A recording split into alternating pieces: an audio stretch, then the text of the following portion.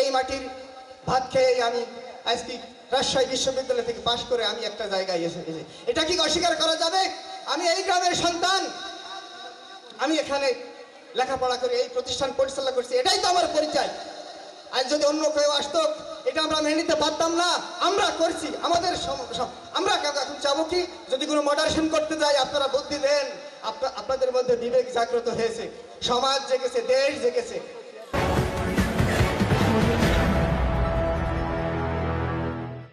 স্কুলের একটা কম পাওয়া নয়। আমি মনে করি 1977 সাল থেকে যারা স্বপ্ন দেখেছিল এই বিদ্যালয় প্রতিষ্ঠিত করার জন্য, শ্রম দিয়েছে, বুদ্ধি দিয়েছে, যারা বেঁচে আছে, যারা প্রয়াত হয়েছে, আমি আমার প্রতিষ্ঠানের পক্ষ থেকে তাদের বিদেয় আত্মার প্রতি আমি দোয়া কামনা করি।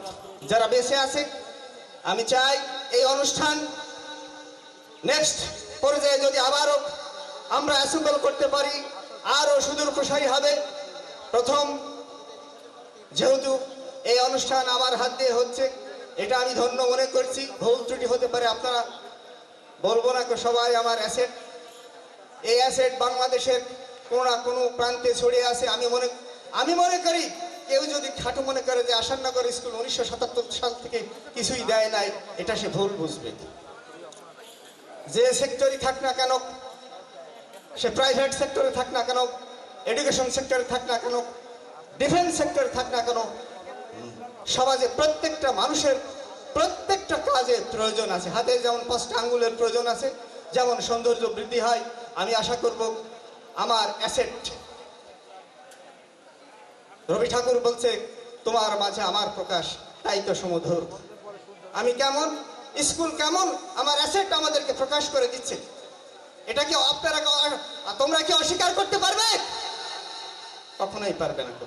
এই অ্যাসেট কিয়ামত পর্যন্ত চলতে থাকবে, মাঝে আমরা বেঁচে থাকবো তোমাদের মাঝেই। ইতিমধ্যে 49 ক্রস করছে, 50-এ পদার্পণ করবে, গুঞ্জন উঠছে। পূর্তি পালন করা যায় কিনা, কি পূর্ণাঙ্গিক। ইতিমধ্যে 2006 সালের পক্ষ থেকে একটা ডোনেশন এসেছে।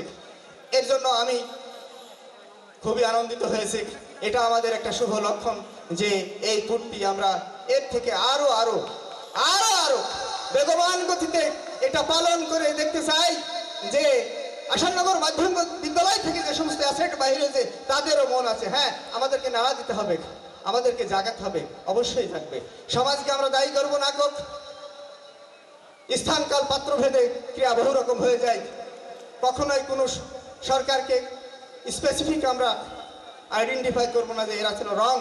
অল আর কারেক্ট, অল আর রং। ভালো এবং মন্দ মিলেই যেটা আমরা ভালোটাকেই আমরা গ্রহণ করবো। আমি মনে করব আমরা বিবেক সম্পন্ন মানুষ। আমি মনে করবো আমার অ্যাসেট যারা এখানে বসে আছে প্রত্যেকেই একটা বিবেক সম্পন্ন, তারা জাতির কাছে বিভিন্ন প্রান্তে ছড়িয়ে আছে, দেশের কোনো না কোনো প্রাঙ্গণে তাদের দ্বারা উপকৃত হচ্ছে। এটাই হচ্ছে এই স্কুলের, এই সমাজের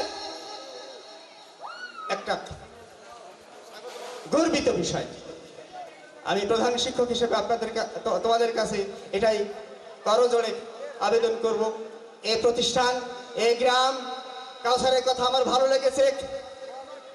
এই মাটির ভাত খেয়ে আমি আজকে রাজশাহী বিশ্ববিদ্যালয় থেকে পাশ করে আমি একটা জায়গায় এসেছি। এটা কি অস্বীকার করা যাবে?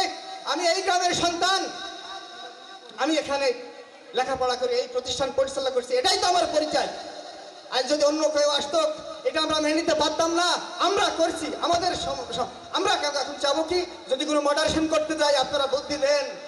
আপনাদের মধ্যে বিবেক জাগ্রত হয়েছে, সমাজ জেগেছে, দেশ জেগেছে। 10 বছরে 13 জন সৈনিক করেছে হুজুর পাক, কিন্তু যখন মক্কা বিজয় হয়েছে তখন কি 10 জনই ছিল নাকি? এটা স্থানকাল পাত্রভেদে ক্রিয়া বহু রকম হয়ে গেছে।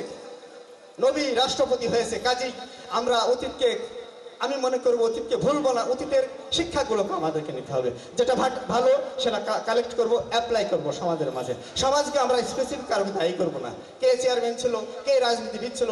এই স্কুলের কি কাজ করলে আগামীতে সুন্দর একটা শ্রীবৃদ্ধি হয় এবং শিক্ষার মানটা আরো আরো বেগবান হয়, এই যুক্তি আপনারা দিবেন, যেহেতু আপনারা বিভিন্ন জায়গায় বিভিন্ন জ্ঞানের, বিভিন্ন সমাজের, বিভিন্ন মানুষের অ্যাসেম্বল করে, গ্যাদার করে আমাদের কাছে আসেন।